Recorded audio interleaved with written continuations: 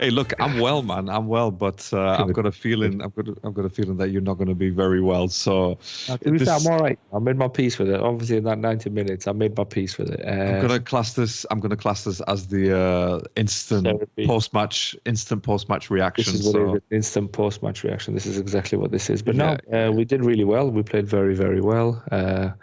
Happy with the performance. Obviously, we got the away goal.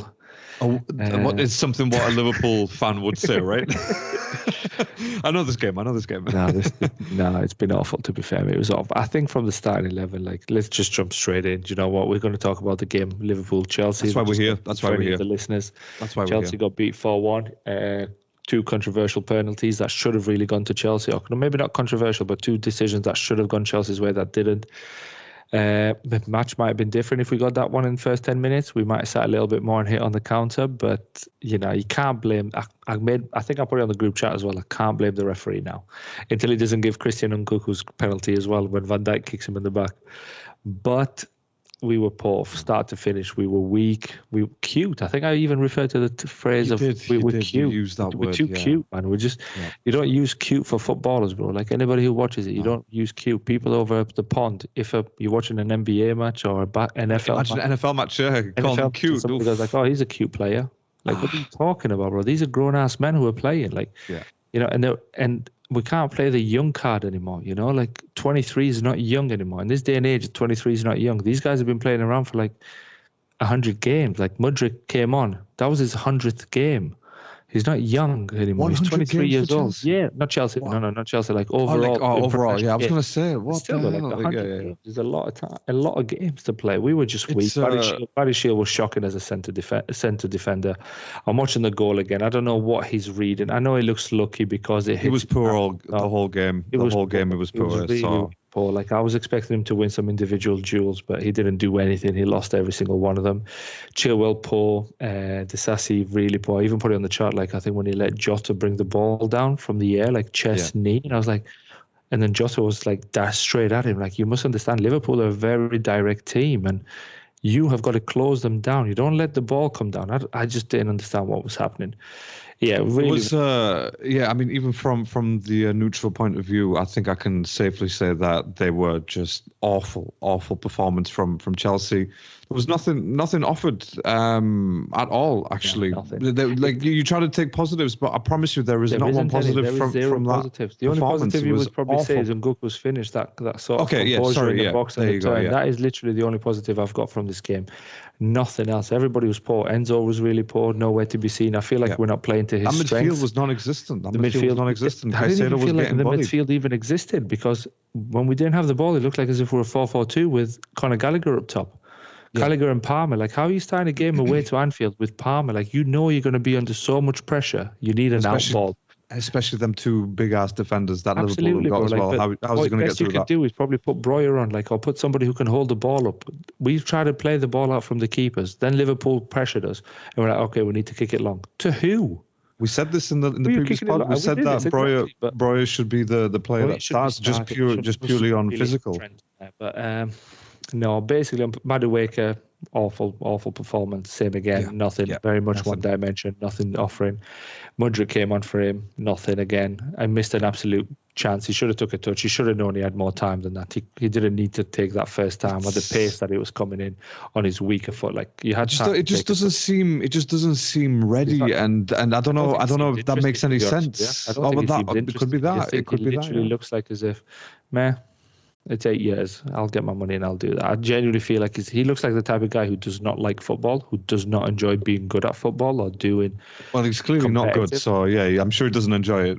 No, but the point is, like, even if you're not good, you try to be good, right? You're not good, so you try your hardest. Whatever you're lacking for in technical ability, you do at least by effort. I know, but then look, he does nothing. He doesn't do effort. He's got his technical ability. If he's got this. I don't know if he's playing Sunday League or in training. I guess he must be good where nobody's tackling him. But just like I'm watching him as well, he's just like so poor. Like honestly, I'm watching a few of the Liverpool goals now. We're asleep. I don't know whether it's because I'm not even going to make the excuse of being tired because Liverpool played FA Cup as well, and it's just no, you can't. You and can't they played say Carabao that. Definitely Cup, can't be saying that. Yeah. And you just can't like. But this is the thing. Like some people will be like, "Oh, we're tired." Liverpool had the same games that we did. We played Tuesday. If anything, they're more tired than us because they played a day later. After, yeah. And it's obviously we're not going to sit here and obviously discuss the amount of days in between, because like we said before, the professional footballers and both teams had the same playing advantage really. I mean, it was amateur at best, to be honest, and I say that obviously in the Premier League terms, it was just amateur at best, and there was no link-up play between the players, and they were very selfish. Let me ask you a question for this: if there's no link-up play, and the players are just putting their hands up, and like a bad ball is always behind the play, who do you blame for that? Well, I mean, that would go down to the coach and staff and the manager, really. Yeah, absolutely. Of course it would. Tactically, like, where are you? What are we doing tactically? If the ball is in this section of the ball, in this section of the pitch? What are we trying to do? What are we trying to achieve? Other than pass the ball backwards to keep the ball. That's the last resort, right? Keeping the ball is the last resort. That's the basic. I mean, that's your basic. That's your basic foundation starter level. Yeah. So, pass the ball back, and then obviously so you don't lose the ball. You have to improve on that. So passing the ball back is always referred to. Let's start again. But what are you starting? What are you trying to get? Yeah, let's reset. But what are you resetting for? Like, what is the aim? What, just to go back into the middle and reset? I FaceTimed my brother and my dad because they were watching the game. And I said, what are we doing? 2-yard passes, literally 2 yards. Like, as far as I am from this computer, I'll give Gallagher pass into Caicedo just to get the ball back. I'm like, there's no need for you to be there. Move. What Liverpool did really well, they were making runs from deep, and we just couldn't pick them up in that first half. I don't know if you saw McAllister making runs. Yeah. People were just getting the ball in the deep, make a pass into. Tactically they were amazing. But again, shows when a manager's elite, he's able to adapt to Chelsea. Predominantly they were going down the left hand side with Diaz because they saw Disasi as a weakling. That new boy back, what's his name? Bradley, the 20-year-old who got he did very brilliant, well. Fantastic footballer. Really good right back, attacking, a great goal as well. The way still he young as well, which is always promising to see someone like that. Yeah. And Klopp's present to Liverpool just before he leaves, like, oh, there you go, there's another star for you. I'm gonna catch you later. Yeah, that's literally what he's done. Yeah, he's another Trent, because that's what happened with Trent. Trent came on, everyone was like, oh, who's this kid? Now everyone's talking about who's this Bradley. Yeah, but just to make it very obvious as well, I want to say this on record: Curtis Jones had a very good game. Didn't let Cole Palmer breathe. Again, that's on the manager. Tactically, he wasn't like, wow, Jonesy had an outstanding performance. He did what he needed to do to make sure his team gained the advantage, which will earn you a very good performance. To be fair, if you do what you do, performance. A great and a mention on Tash Mike Guys for having a great performance. I can't believe Rick's actually reached this point already. He did. But listen, I'm not a hypocrite. I'm not like some Liverpool fans who say. Should I send you that letter, by the way? You said you're going to eat your words. It's not that. It's not there. He just had a good performance against Chelsea. Okay, and if he'd scored, it would have been different, right? If he'd got a hat trick, it would have been like, oh my god, let me bow to this guy. Yeah, you buy the paper yourself, and I'll make you write it down. Paper myself, yeah. I'll make you write it down and eat it for sure. Nah, tactically, he kind of kept Palmer very quiet. And look, Palmer was our attacker. Where did you see most of the time was in the centre circle. Yeah, I go back to the fact that we didn't really have an outplay, and I'm really annoyed at the management team for looking at that for 45 minutes and being, we can change. Don't be embarrassed to change something after 20, 15, 20 minutes, 30 minutes. Be like, do you know what? We got it wrong. I'm going to give give the team the best chance possible away at Anfield. Let's see how this plays out. We could have been 3-0 at half time if Diaz didn't miss the penalty. Yeah. But Nunes.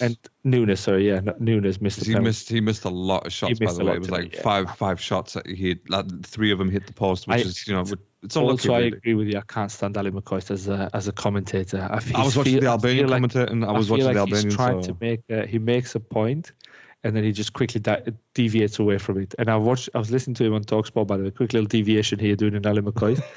Quick deviation here. I was watching him on TalkSport. He was the main host, and because he wasn't very good at it, they kind of substituted him with one of the guys who was a guest, and now he's the main host. Jeff Sterling is the main host because he's meant to be Ali McCoist. Jeff Sterling. Now it's the other way around. He's just not very good. And even on the on the commentary tonight, he was talking about Gallagher's penalties. Like, oh, that's a penalty for me. But what a great pass! But I think like, bro, like you can't. It was a big moment there. As a commentator, you need to discuss more. That could have affected the game. This could have been there. And let me see why the referee didn't give it. Is it because Gallagher I just went feel down like he's drunk all the time. That's the way I hear him whenever he talks. I just think he's drunk. I'm not going to mention it here, but I think he's drunk when he was like, Gallagher didn't get a penalty because he went down dramatically. Like, what are you talking about? Like, it doesn't matter how you go down. No, the referee should judge that was a foul. It's not a foul, especially when you've got VAR. You saw what's his name come with his right knee and just wiped him out. He's like, he went down dramatically because how else do you go down? How do you gracefully go down at that speed as well? Let's consider the speed that these players are running at as well. So when they go, sometimes I'm saying, obviously not all the time. Most of the time it is just a plain out dive. Well, Chilwell was a dive. That was a dive. Saw the dive from Chilwell. No one touched him. Mudryk went down too easy when he just had a touch on his back. That was a dive. You know what I mean? Let's be realistic. We're not being biased here. We're trying to call the game. We're football fans at the end of the day. We want to see a fairly refed game. But not for me. I think that definitely was a penalty, to be honest with you, because again there was a touch in the box whilst he was running. Whether he would have made the next touch of the ball or not, it's irrelevant because he got hit. He got fouled. Yeah, he got fouled. So I think that was a harsh call. And I'll be honest, I didn't. By the way, if he made a Van touch Dijk of the ball, neither as well. Like if he did make a touch of the ball after that being fouled by Van Dijk, how do we know that would have been at his greatest strength or like at his full pace? No, I'm saying like I don't know. Like it didn't look like he lost control of the ball. Do you know what I mean? Just before he got. So that's what I'm saying. So he would have definitely had that. But I did not see the Van Dijk one right at the end because I was just setting up for the podcast, so I turned away. I did not see it. I even missed the replay. So I can't comment on that. Came into the feet of not Curtis Jones because he's giving an interview now. Christopher Nkunku's feet. Ball got played in. He touched it with his left. Van Dijk kicked him on the right. Now, okay, it's a kick anywhere on the pitch. It's a foul. I just don't understand why the referee did not have the balls to give it. Because he went down similar to what Jota went down. Jota got stood on the foot. Penalty. Got stood on the foot. He rolled down a couple of times. Real quick on that, by the way, on the Jota thing, because again, when you see the different angle, yeah, for sure. But when you see the different angle, you can see Badiashile actually touches the ball first, and then with the follow through, he catches him on the foot. Now that's I don't know what angle you watched. I didn't watch it all, to be fair. After that point, I was like, fucking hell, fuck this shit. So from that angle, that's what it looked like. That's what well, fair enough. Yeah, that's fair. Get your mind up. It's already late by that happy endings and fairy tales and shit. Well, of course, reality still goes on. Do you know what I mean? Standard. But no, I didn't really watch it, to be honest with you. I didn't watch it. I watched that bit, but I didn't watch him touch it. What I saw was him stamp on his foot. Stamp is a strong word. Stood on his foot. That's what I'm saying. It was the follow through. It was the follow through. So that's why I said, like, if you get a chance to watch the replay, if it's a follow through and you were able to see it, what are people at VAR doing? Why are they not looking at all angles to make sure the correct decision is made? They very quickly looked at it and went, yeah, it's a penalty. Yeah, hold on a minute.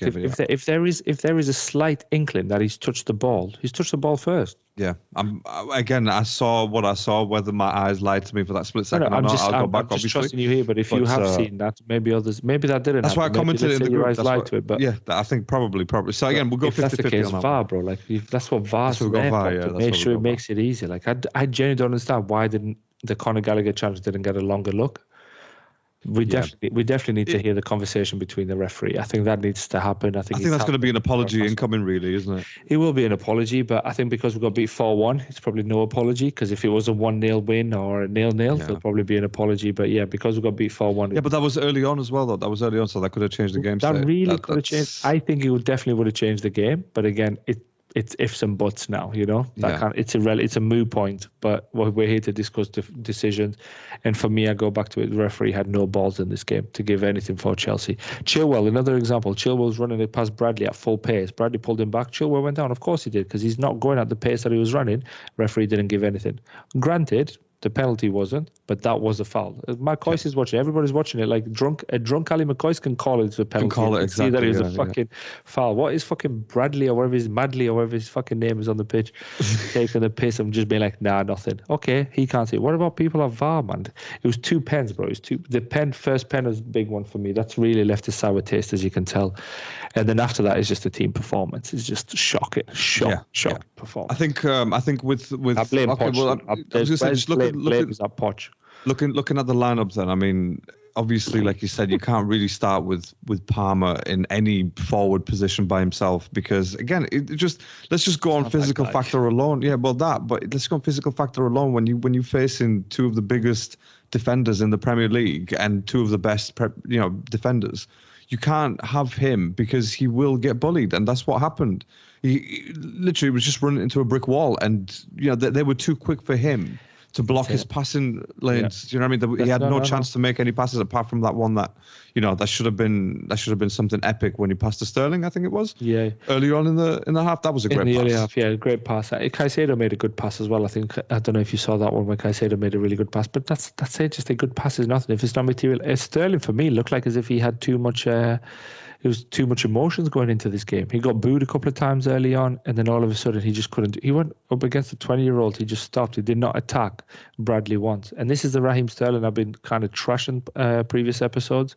Yeah, and the time when he was our top scorer, scored 3 goals, is he's not attacking the players. He's not playing to his full strengths. Yeah. But Palmer, to go back quickly on Palmer, is he was at the top. He didn't get enough service, so he didn't get enough of the ball, so he dropped further down. Liverpool quickly saw that. Maybe players on the pitch, maybe Klopp from the sideline or somebody from the management team, and just said, "Jones, can you sit on him?" And he did. Curtis was on Cole. Cole didn't breathe. Nothing. Literally nothing. Nothing. He couldn't do nothing. He got the ball once or twice. I think he megged one of the times. I even put it on chat, or maybe I didn't send that voice note. I was like, right, you did that. Now get rid of it. We're about to counter with 4 players here. We're going to hit the counter attack, and you hold it onto the ball. You did the megs. Get rid of it quickly. Don't try and take somebody else on. Liverpool are so quick at closing the ball down. You have to. You've got less than a second to get rid of the ball. That's the mark of an actually good team and a team in general, because obviously Chelsea are not playing like a team right now, or they just don't know how to. Obviously they don't like each other. I don't know. Maybe there's some resentment in that squad. I have no idea. But I've got a feeling the way I was going to say, the way that they're playing, it's very obvious that there is a major factor wrong, whether it's the coach not being able to bring them all together or not. Well, again, look, that's why you get paid as a manager at the end of the day. You are a people person, or you're meant to bring the team together. If you can't do that's part of your role. The elements, that's your foundation of your job. You're not doing, and you're not good because you're not going to do anything else. You know what I'm saying? Like, if they're not together, it doesn't matter what tactics you've got. If that's the foundation, how are you going to build on that? How are you going to build on that? He looks clueless. Poch looked clueless today. Yeah, he did. House of cards. Literally, that's what we currently have, is a house of cards at Chelsea Football Club, is especially with these 11s. What was it? We played Aston Villa with this 11. We didn't really do much. And then he thought it's good enough to come to Liverpool and play with this 11. It's a team was sitting on top of the league. I just do not understand it. I don't understand how Madueke. I think it's tactics more than formation, to be honest. I think it's tactics more than formation. That's what went wrong today. And the right players as well to be up for the battle, mate. Like, you can't go in the battlefield and be like, just have everybody with handguns or like grenades. Is that the best he's got, though? Is that the best he's got? Who's he going to bring? Who else? But I don't know. Bring that Gilchrist guy on and play him. Let him have a go. I genuinely. It makes me question everything. I know we've got injuries, and obviously Nguku couldn't start right from the start because he's injured. Gusto couldn't start from the beginning because he's injured. But just Madueke, is really Madueke the best player at the club? Like, playing on that right-hand side, like, but if that is the case, why are we not looking for a right winger? Why are we trying to buy defenders again? Yeah. What is going on here? But that's it. I mean, why didn't Chukwuemeka start? Just give Chukwuemeka and play maybe injury as well, though, hasn't he? Well, he played last 2 games. You know what I mean? He's come back from injury. He's been fit, or at least pronounced fit, for the past 4 games or something like that. Fair enough, all the games were in the space of 2 weeks, but he's been fit. But Madueke, for me, he's nothing. He's so easily read. Just show him on his right foot. He's going to cut in inside. You just nick the ball off him. And that's literally what Liverpool did today. They were very quick to double-team Sterling, to double-team Madueke. Cole Palmer didn't have a chance to breathe.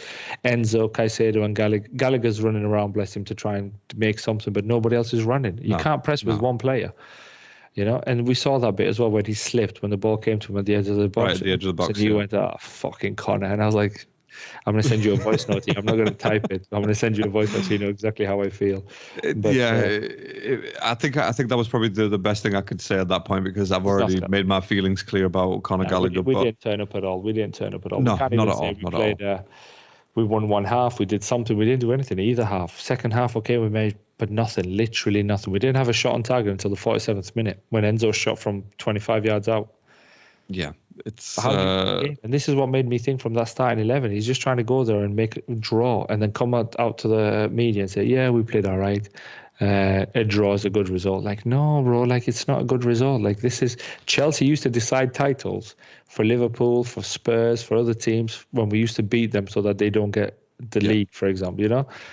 And it's just shit. Honestly, being a Chelsea fan at the minute is just really, really poor. It's heartbreaking. Heartbreaking is a strong word. I'm not really heartbroken, but it's very devastating.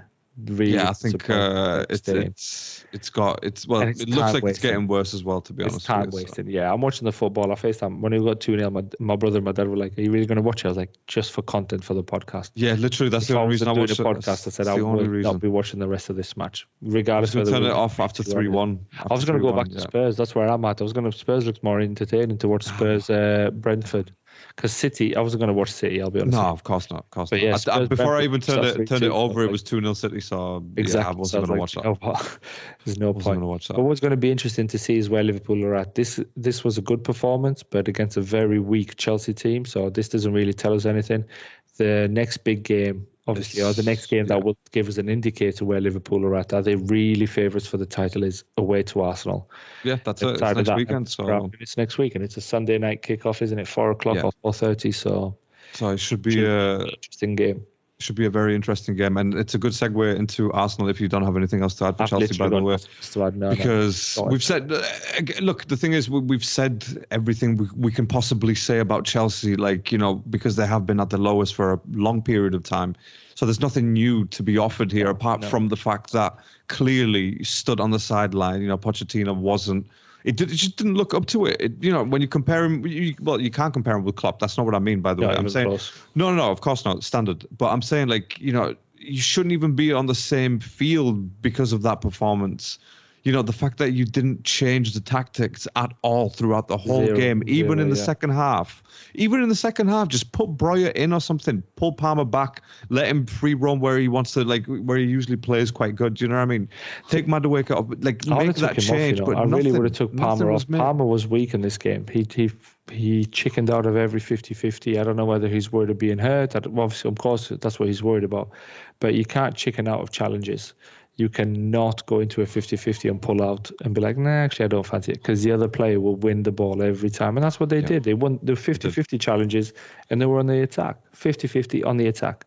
And we lacked physicality. We lacked to turn up for the game. I think they probably thought they were playing against Middlesbrough again.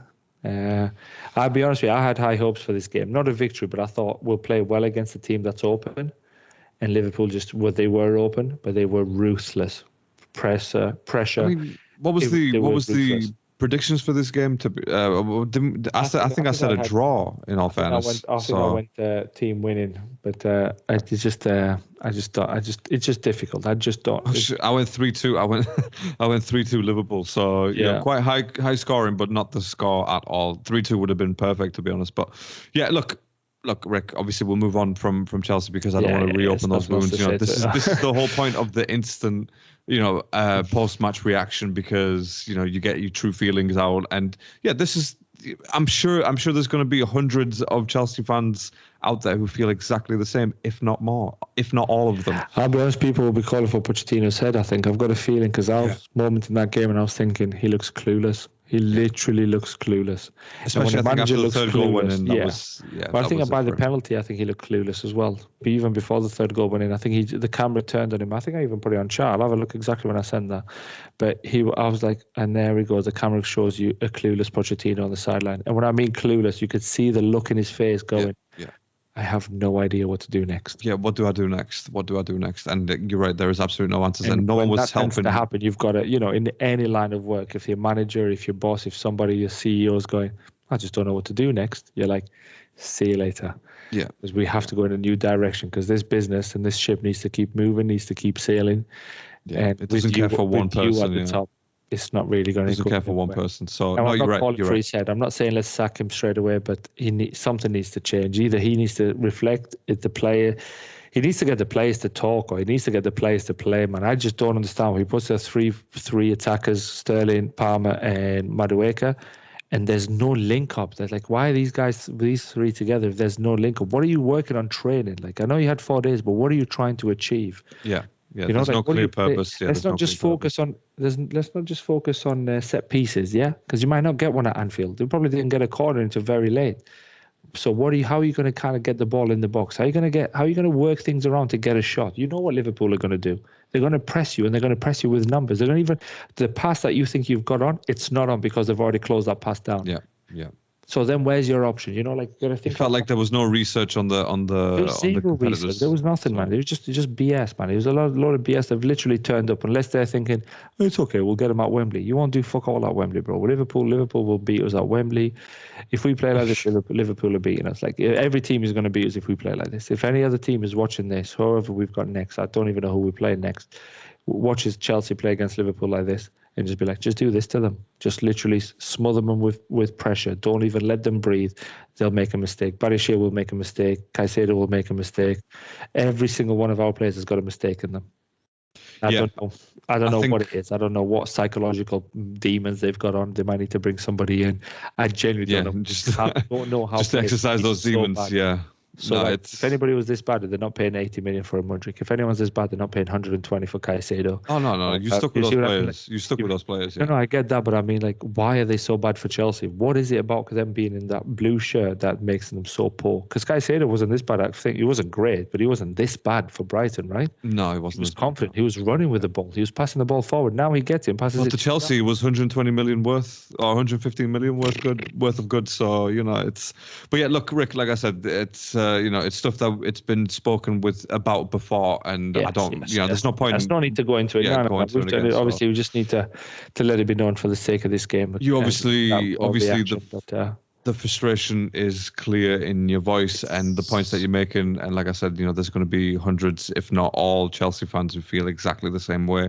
Some of them going to the extreme, but yeah, look. Obviously, if you don't have anything else to add, we'll have a quick let's jump on the tube to North London, bro. Yeah, let's. Nothing to. Well, it was Nottingham actually, so. Well, okay. Well, let's jump to North London to get to get to Nottingham, to get to Euston, to get a trade, so we can get to Nottingham. If you're anything like me, my headwear is only New Era caps. New Era is the official headwear provider for NFL, MLB, and the NBA. But New Era caps are not just headwear. They are a global brand of culture, style, and self-expression. I'm a huge fan of rap and hip-hop, and growing up, I used to watch artists sporting the New Era caps. I was mesmerized by the way they used to fit just perfectly. I remember my first ever New Era cap. It was a Blue Jays cap. I lived in Toronto, so it had to be. My favorite from my personal collection is my LA Dodgers. I have 2 different versions, fitted and the 940. What I love most about New Era is the quality of the product is second to none. I refuse to wear any other brand caps when New Era is available. So if you want to dress like your favorite sports stars and musicians, visit the official website neweracap.com and use code TashMike at checkout for 15% off. That's neweracap.com and use the code TashMike for 15% off. Brilliant. That's some travel advice for you there. Yeah, that's it. So we've covered everything that's today apart from rail comes from music. Yeah, that's it. We've become travel agents all of a sudden. But yeah. Tour guides. But yeah, look, obviously, the game against Nottingham, it was always going to be difficult. We said that in the previous in the last pod as well. You mentioned full disclosure. I fell asleep when the little ones to bed, so I didn't really watch it. I woke up at 1 a.m. That's all right. I've missed all the football, so I saw the scoreline and I was like 2-1. Okay, not too bad. No, it was. I didn't really care, but I was like, okay, let's see. I wonder what Larry's going to say. So yeah, come on, you made your way Tuesday night in Nottingham. So I'm already there. I took the train from Euston and pulled up at the City Ground. But yeah, it was it was a good game in the second half, because first half it was lost really? Players walking around the pitch, and so it wasn't. I don't know, something again, like you said, for Chelsea as well. Something must have happened in that win against Palace, and now it's like you've had all this rest. What happened? Like, have you forgot how to score the goals? Like more than one is good. Like, you need to score more goals, please. So I don't know what happened first half, and it was quite nervy from Arsenal because they just weren't linking up at all, and there was chances missed.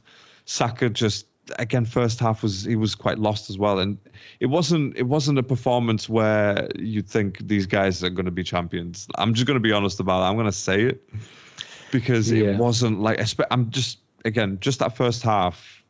It was a poor performance. In my eyes, what I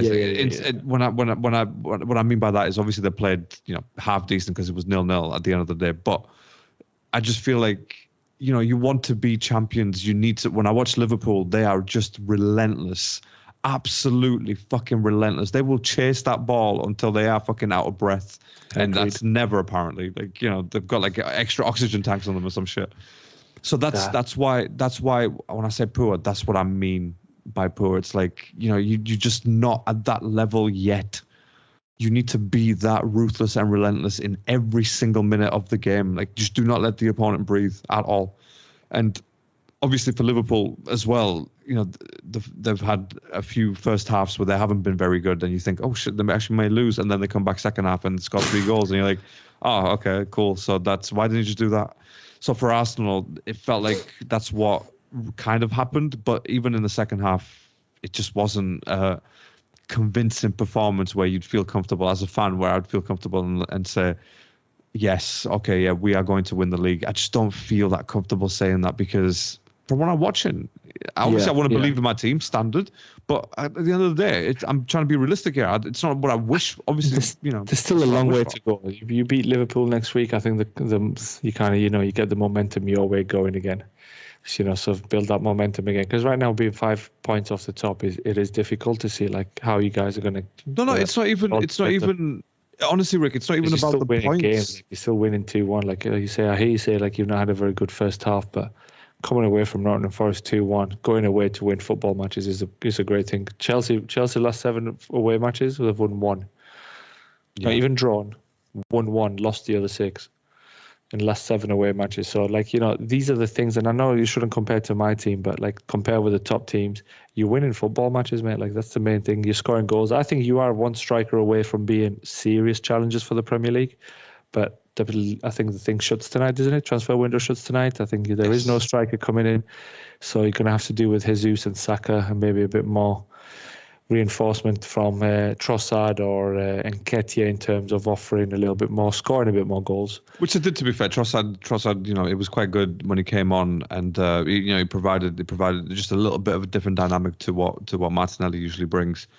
And but yeah, look, I just mean. If it's not even about the points, it's just the fact that the performance, it just feels like it could run away from us. You know what I mean? Like if the opposition scored like 2 goals, like Nottingham Forest scored a goal or 2 goals before we did, and we played at that performance, we would never. I don't think we would. Come back from that. You see what I mean? It's just. I know what you mean. It's the performance overall that's what I find comforting. If fair enough, we're winning football games, but I'll always go to the point of. To the point of where Emery, again, he went 22 games unbeaten, but that didn't mean shit because we were poor and we ended 8th. Yeah. So, it's not about just the points. And yeah, obviously standard, I'm glad that we got the 3 points, very crucial, of course, but just the performance like that. Then I watched Liverpool, I watched City. They are just relentless. They're players. They just don't care. Sometimes I just feel like they're machines. They just keep going and going. Whereas when you watch Arsenal, it feels like the players have got a human. Does that make sense? It's like that work ethic, and that work rate is not work ethic is the wrong word, but work rate is kind of like, hey, I'll do it for 10 minutes, but then I'll take my foot off the gas a little bit, or I'll maybe do it in the second half, not first half, and that's what it probably felt like for you watching the first half, because sometimes you see that, especially when you compare it to the top 2 in the country, Liverpool and City, they are relentless. They are the work. I was watching today because they won 1-0. Oh, sorry, they were up 1-0, and it was like coming from the manager, like more. Yeah. Any other manager would be like, oh, let's try and protect this, hit on the counter. He was like, no, more. They're here, like just go for the throat now. Do it. You know what I mean? Yeah. You've wounded ruthless. them. Ruthless. That's what I'm saying. Yeah, that's it. And that's what you need. If you want to win trophies, you want to win titles, you need to be ruthless. 1-0 is not enough because the corner, something can happen. You're right. I've seen Arsenal play before. As you go 2 goals down, you're not winning that game. you might struggle to get a draw. You did go 2 goals down against Chelsea. You really struggled to win that game, but with mistakes, you were able to draw 2-2. A couple of mistakes. Yeah. We took advantage of those opportunities, which is fair enough. It's a different type of thing, but yeah, in terms of just being ruthless and relentless, like I said, Arsenal players just feel a bit more human than the Cities and the Liverpools, because look, at the end of the day, it's psychology has got a lot to do with it. And and again, when you go to Liverpool, to Anfield, and then you consider the way that they've played in the last 5-6 years, let's say 3 years, where they've just been constantly on it and getting almost, what was it, they broke the record for points or close to, or something like that. They broke the record, but City then broke the record. Broke the record again, by winning the league. Yeah, that's what I'm saying. So, that same year. So when you think, we've got Liverpool next at Anfield, or even at home ground like Emirates, for example, it's still a scary thing. So psychology's got a lot to do with it. And I feel like when Klopp goes up against an Arsenal team, he's just kind of like, all right, lads, it's going to be difficult. It's going to be kind of hard, but not really, because they just control that midfield. They're going to get sloppy, and they're just going to forget. They're just going to seem complacent. They just sort of zone out of the game, and we've seen that a lot. That's what I mean. It's more the performance that I'm worried about, because it needs to be consistent and relentless at the same time. It's just because if you play against a better team, you're probably not going to win 2-1.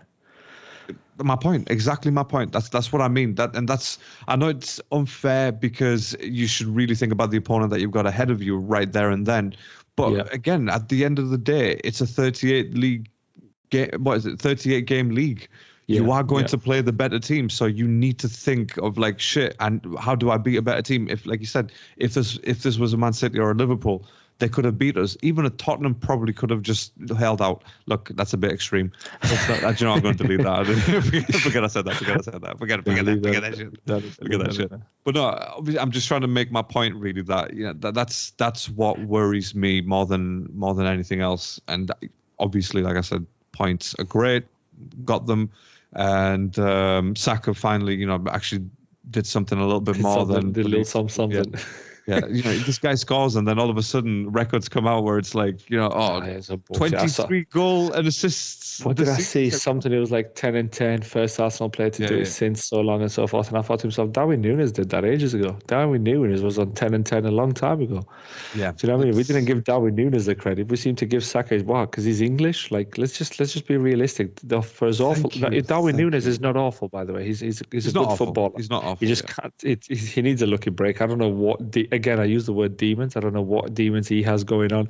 I don't know how he's hit the crossbar today in the post 4 times. He seems to miss chance after chance. But he's a good footballer. He works hard. He's quick. He does really well for the team. I like him a lot, to be fair. I'd have him in an Arsenal team, especially if he's creating those sort of chances, because he's bound to go on like a 3-4 1 in 30 will go in. And exactly.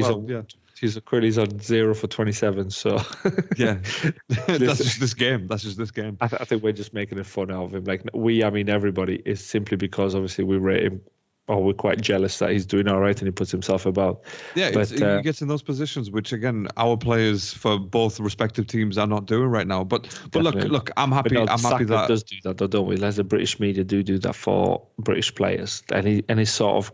Achievements is like it's enhanced. It's kind of that's it, man. He didn't do 10 goals and 10 assists. I want to go back to what Chris Wilder talked about once when he first came in the Prem, and he was like, "Oh, you impressed that he scored a goal?" He goes, "That's his job.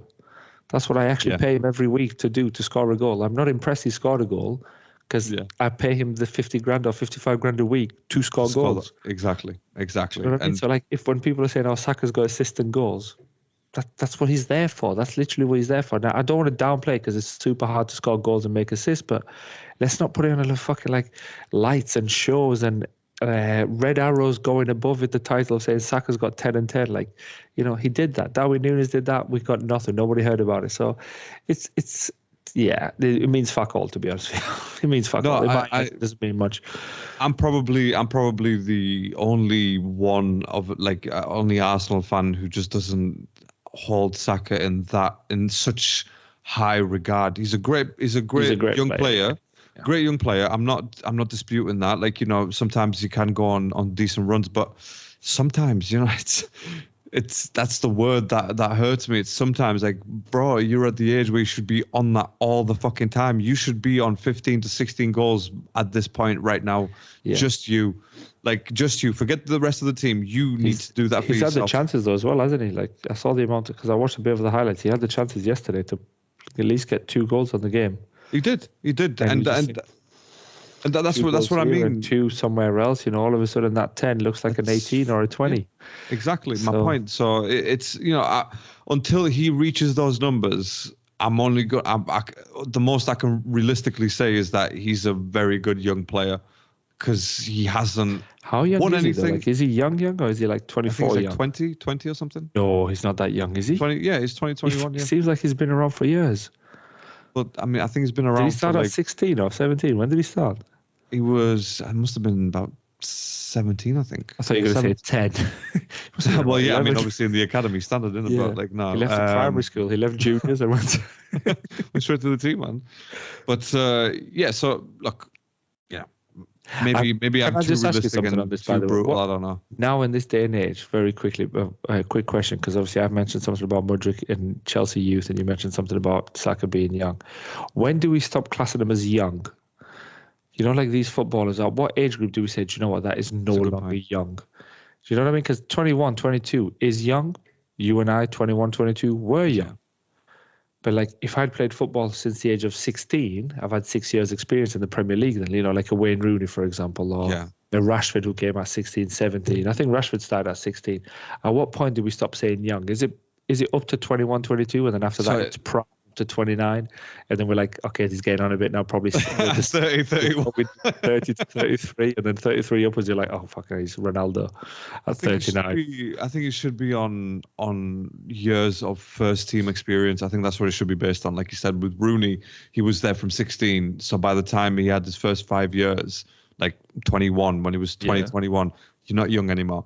You're no longer young. I mean? So you're young in age, but you're no longer young in football. Over 5 years of consistent first 11 football, you're not to the age of 21. Yeah, after that. No, I'm just that's it. Yeah, that's it. The reason I asked that is, by the way, because I saw a little stat there for. Well, I said to you, Mudryk, he's had 100 professional games, and he turned 23 the other day, and I was like, that's not young anymore, bro. You're 23 years old. Like no longer can you hide. I'm just a young player. Not at 23. It's not that many games, but like it's 100 games as a professional games is a lot of games. And when you're at 23 years old, you cannot be classed as young anymore for me. No, personally, you can't. You're 23. Young is 17, 18, up to 20. You've just broken into the team. Yeah, but sorry. At the age, Prison Break is young. You know, he's young. Yeah. Conor Bradley's young. Bradley's young. You know that's young. But wait, though. I mean, again, surely 100 games at the age of 23 is not really that many games, is it? It's not that many games when you think. At the age of 23, I'm saying, because obviously, he came that's probably, let's say, 5 years. Let's say he broke into the team at 18. So in 5 years, I don't even think he broke into the team at 18. What's that? 30 games a year. He should be at about 300 games. So clearly, he hasn't been playing. Maybe that's injuries. What I'm saying. That's what I'm saying. A 23-year-old at 100 professional games. That's not that many games. It's not good. It is if you're 16. That's like, oh damn, that is a lot of games. Yeah, what the fuck? Yeah. Stan, what the fuck are you doing 80 a season, bro? Like, what's he? Yeah, exactly. Well, yeah, because we don't have anyone else. That's the problem. So, but yeah, look, for young, by the way, go on. I wanted to hear your answer. So, youngest for you was if you've played X amount of experience in the Premier League. Sorry, 5 years is a bit too much, but I think 3 years of first team, consistent first team football. Yeah. That's when you can't really be classed as young anymore. Because 5 years is a bit too long, whereas 3 years can apply to any age group. Well, obviously under the age of 25 standard, because apparently 25 is the midpoint, and then 25 you get older seems to be prime. 25 is prime. That is the peak. That is Messi. That is Messi creme years. De la creme, yes. Yeah, that could be your Messi years right there. But so I think with Young, I think even with Saka, I think he's already reached 100 games for Arsenal. So. I think he got 100 games last year, to be honest with you. Last year, he was like 76 or something he played last year. And they were like, rest Saka. I think it was maybe 150 that he reached this year then. Maybe 150? That's incredible stat. But that's, so again, that's enough now. Like, not young anymore. Okay, I know what you mean. But again, I just don't feel like with Saka, I just don't feel like he's achieved anything to move away from that young status. Yeah. Like Walcott was a decent young player, but I still think of him as that. I don't think of Walcott as a good player in general. Yeah. Do you know what I mean? Like that's No, I agree. Walcott. That's why I try to make the comparison with Mudryk. Mudryk is a Walcott. He's fast, and that's it. That's all he's got. That's all he's got, like, mate. There is no improvement there at that age. At all. No, and he's 23. Like, if we're going to see some improvements, we would have seen it by now. This is it. I think Chelsea, to be honest, with you, need to cut their ties with him. I think that because even this whole idea of not starting him, this is what I wanted to say as well on Mudryk. It's maybe he's playing Madueke to kind of keep Mudryk off the team sheet, to be like, you need to work your socks off, you need to give me more if you want to be on the starting 11, which I respect. And but then again, Madueke needs to do the same thing. So. Yeah, exactly. You need to do that with both, so you might as well start with 10 men. or play one of your 17 defenders that you bought and play with 5 at the back, and maybe free Chilwell up a little bit more higher up to do more attack. Go higher up, that's defensive. Right. But yeah, so anyway, he's doing that. But then even when he comes on, it just doesn't feel like he's given enough. It just seems meh. I'm here. I don't really care about football. And it's just sad to see. I think we need to cut our ties with him, put him on the transfer market or a loan market, and just be, you know what, 80 million was a really bad investment on this guy. Yeah. If we get 20 terrible. If we get 20 million, we'll be lucky to get 20 million for him. Just take 20, cut the rest off, and just be like, let's see what we can do, because we can't rely on players like that. If you have those players at the club, you just can't rely on them. They're just a bad apple. They're going to suck out the energy from everybody else. On the pitch, Cole Palmer had the ball twice today. Mudryk was free and he just didn't pass to him. He was like, there's no point giving it to you because you're going to lose it. Yeah. So I might as well keep it and try and do something. And the one time he did get it, you can't really argue. Yeah, he did lose it as well. He did lose it. Yeah, it's there's a pattern. Like you said, I don't think you can't really come into it anymore because it's past that now. So, and especially at that price level, there must have been a reason why Chelsea paid that money, and he hasn't even come close to 10 million of that. He had that money, mate. That's what they're not even close. Yeah, not even 10 million. Mate. That's not even 10 million.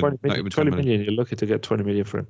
Because Martinelli was 16, 17. He was 18 when he joined Arsenal, and he was a lot better than fucking Mudryk has ever been. That was a different time, different things. You're trying to get Martinelli now. You paid Mudryk prices, if not more than Mudryk. If not more, yeah. No, I'm saying no. So my point being that obviously Martinelli was younger than Mudryk. When he joined, when he joined, and he just hit the ground running, and he was 6 million, so he's not even close to that. Really. Martinelli for me was hungry because I saw the documentary as well, and he could see what the managers were saying, and the coaches, the all in or whatever it was, all or nothing Arsenal. All or nothing, yeah. And everybody around the stadium and everybody on the coaching staff were saying how good this kid is simply because of his work rate, and he wants to improve every day. I get the feeling with the Chelsea players is like, we'll be all right. We'll just turn up. He's not really going to do anything. I'm here for 8 years. And that's where you shoot yourself in the foot. So we talked about this last time. He could either be a blessing in disguise, about this or he's going to be pretty much a burden. And at the minute, it's a burden on 4 or 5 players who are on a really long contract. It's not a good position to be in, to be fair, because obviously, like you said, now you've got decisions to make, and for whatever reason that deal was made with Mudryk, it should really come to an end. But look, I don't really have much to add for Arsenal, because again, we got the points, and stuff that I've said during the losing streak have obviously just sort of kind of crept up a little bit. Mm-hmm. Especially in that first half, because you're not being direct enough. You're just moving it around. Declan Rice just looked very, very lost at points in the game. At points in the game, it was like he was getting pointed at to be like, right, can you move a bit more central so I can give you this ball? And again, it was just, that's not really a Declan Rice performance. That's what I'm saying. That's what I'm saying. So maybe he was just taking it easier that game against Forest, just to be like, right, okay, well, look, I got a bit of a hammy thing going on, so maybe I can't scout. Maybe. The analysis who's come over to do the research on Arsenal again, and he's thinking Declan Rice, he's awful. And then all of a sudden, 2 games, he hasn't been that good, so he's not really as good as we thought. We just don't care about him. But I don't know what it was, but obviously, second half he pulled himself together, and he was just again. I'm not saying he was bad, but there was a couple of moments where it was just like, what are you doing here? Why are you so confused? Why are you not moving in those positions? But like you said, there was a point where Raya was keeping the ball for a long time, and I'm thinking the other players aren't making a fuss about this, so they know what they're expecting here. For him to keep this ball, so it must be a tactical thing. That he's trying to do. And again, maybe it was, maybe it wasn't. I don't know. It's not like it worked out, but look, got the win. So that's all that matters, isn't it? Like I was kind of hoping that Chelsea was going to do us a favour, but that you did not do us a favour at all. No. Favours for other teams in the past where we've beat the Spurs for Leicester to win it. We got beat Liverpool. I think City won it that year with a Gerrard slip and so on, when it was Brendan Rodgers. Yeah. And so we've been on title deciders, and we've decided or had something to say about who wins it by beating some teams. But now we are 10 years off. I said 5 years last time. With that performance that I watched tonight, we are literally 10 years off. And it depends what you do with those players on contracts. By the way, that's why you're saying 10 years. Players need to go. The reason I say 10 years is those players in contracts. And if we ever, whenever, maybe in the next podcast or something, we can do kind of sell, keep, bench or start, whatever it is. And to be honest with you, like, I'm looking at that and I don't really know who I would keep. Like, Thiago Silva is the only one who's kind of quality, and you think, yeah, keep Thiago, but then he's 39. So where do you make the justification of that? Okay, some Chelsea fan might be like, oh, Reece James, he's an injury prone. Yeah. Chilwell, injury prone as well. Yeah, I said Badiashile for a long time, but he's been having some terrible games. I don't know what psychological problems they've got going on, and so many injuries. I think Desai came out and he said a club like Chelsea needs to have the best medical staff. When you're at this level, you need the best medical staff, because you cannot have this many injured players waiting to come back.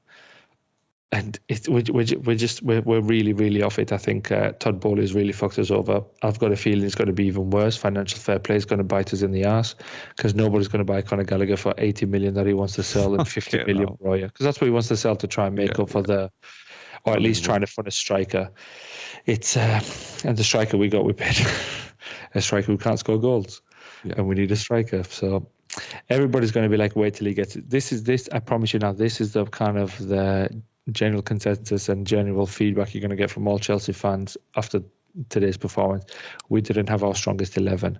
Wait till Reece James. It's not good enough anymore, though, is it? It's not good enough. It's not, because who was missing from this game? Who was literally missing from this game? Our £500 million midfield. Yeah, everyone was there. Everybody was there. What, apart from Jackson?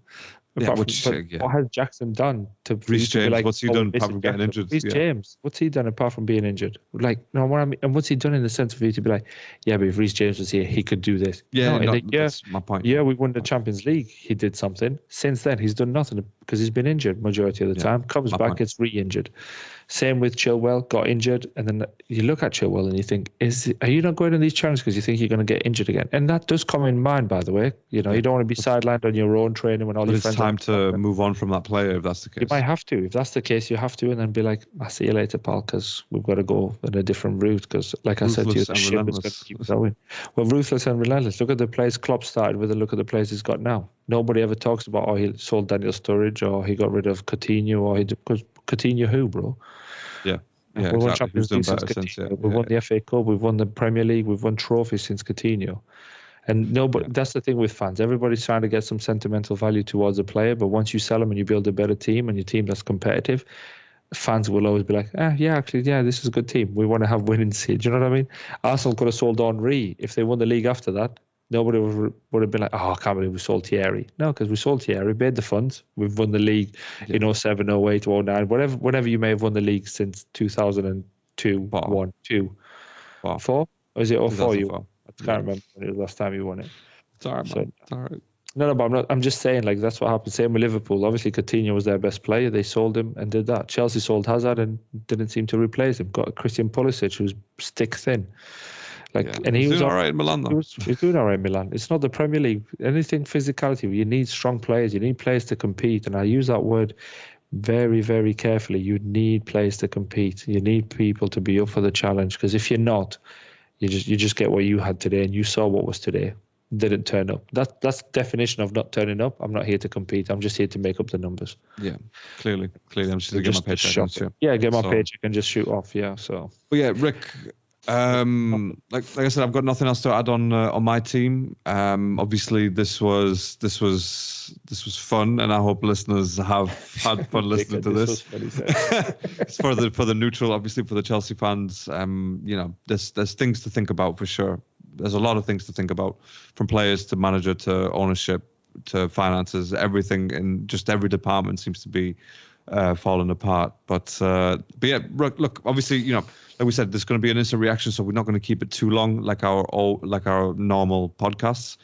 Rick, do you have anything else you wanna say about anything more interesting that you've seen tonight from the football? Or you're joking? I haven't seen nothing interesting tonight. I was surprised to see Spurs win 3-2. I'll tell you that much. I was surprised to see Spurs win, especially after losing 1-0 first half. But anyway, they're doing their bit. They're in the top 4 now, and it just pisses me off to see Spurs win and Chelsea lose. Yeah, I know what I mean. And obviously, I'm sure you had that for a couple of years when Spurs were getting Champions League football and you weren't. You just said, "Fucking hell, are we that bad? Are we that bad?"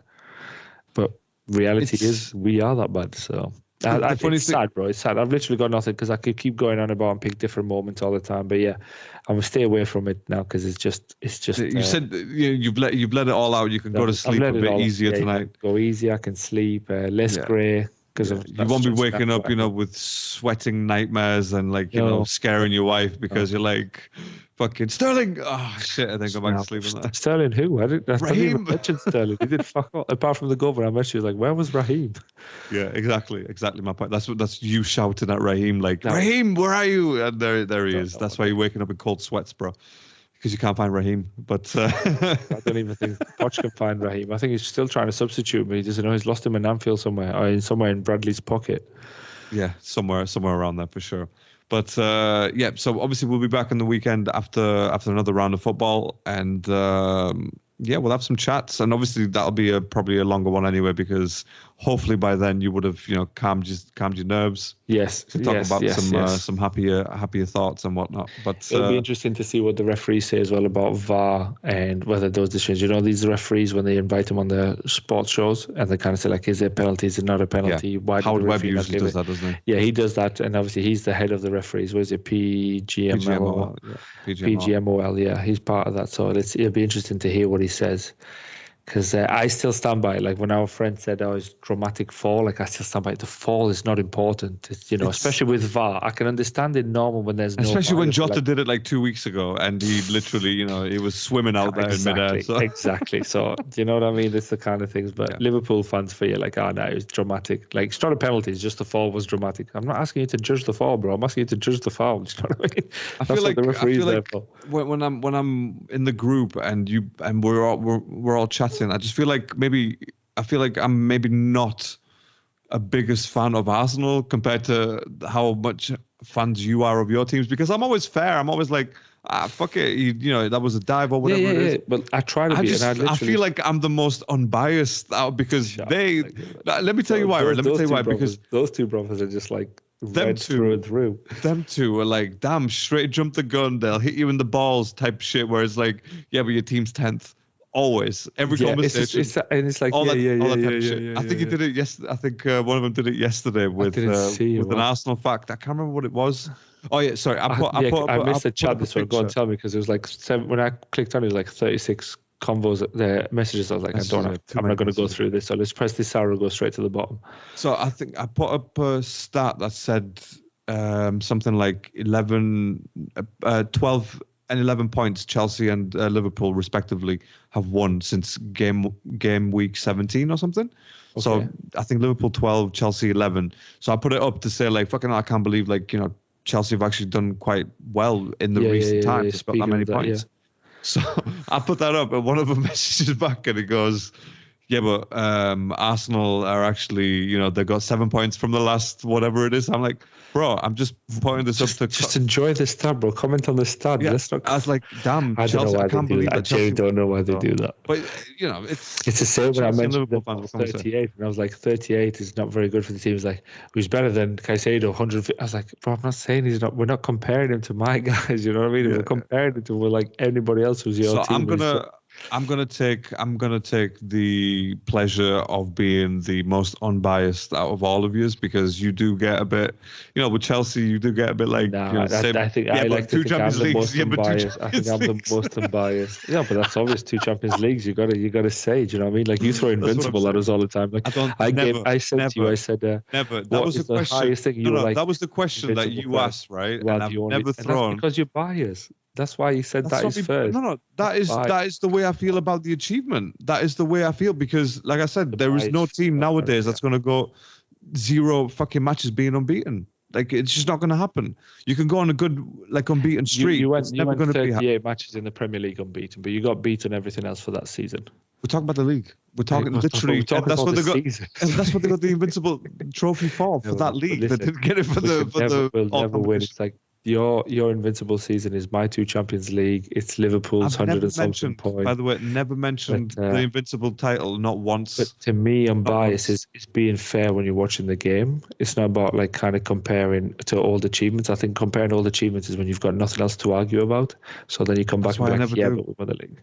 Well, that was difficult for you to kind of say anything because you haven't done much for like 10 years, 12 years. I'm just saying, like, I still don't bring up the past. I still don't bring up the past. So, you know, we won FA Cups.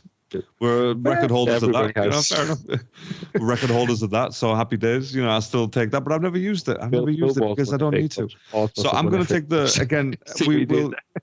we'll get listeners to decide who's the most unbiased out of all. But I'm going to take that title, unfortunately. So, you know, it is what it is. You are unbiased towards your team. There are some times you are biased, but majority of the times you're very unbiased, and you kind of don't. I'm biased when the referee decisions go against my team, and the only time I think in the group, in comparison, I think the only times that I've made a big deal is them 2 fucking situations. One against Newcastle with the ball being out, and West Ham. Yeah, because I think it's funny because you rarely get to that point, and I'm like, is this guy even an Arsenal fan?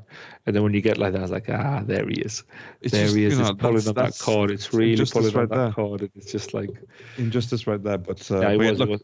I feel that's the thing, though, isn't it? When you watch football and your team is doing well, or your team is about to achieve something, you see injustice, you're like, fucking hell, ref.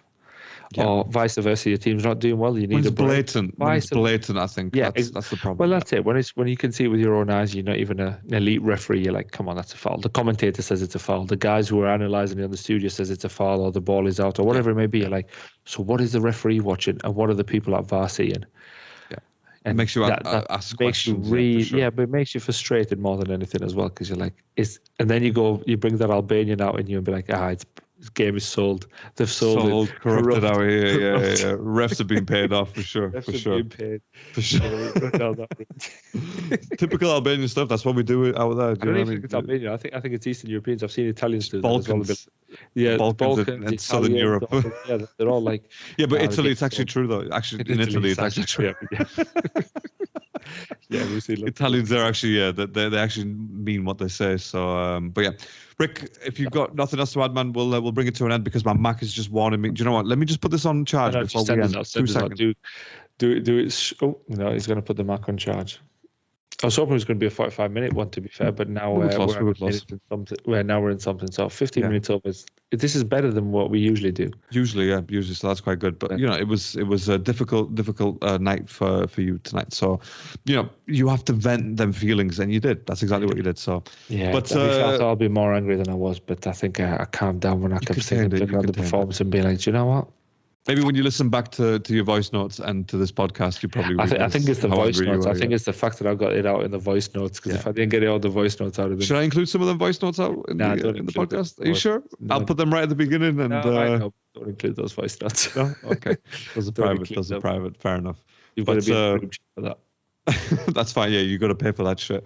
But look, obviously, you know, thank you so much for listening. Thank you for being here. If you haven't subscribed, if you haven't followed, please go and do that wherever you listen to your podcasts, because that's what we live off. That's exactly what we live off. What are you showing me on Cuckoo for, by the way? I'm showing you on Cuckoo because the Chelsea social media page has gone 1 back. We're 3-1 down, and they're celebrating 1 back. These fucking who's in charge of this? What everything? Anyway, send us up. We'll talk about it next time. Send us up. Please subscribe and follow. You know, just so you don't miss any of this at any point. And we'll try and bring you more instant post-match reactions if you guys want to hear it. So yeah, we'll catch you on the next one. Until then, stay safe, stay alert.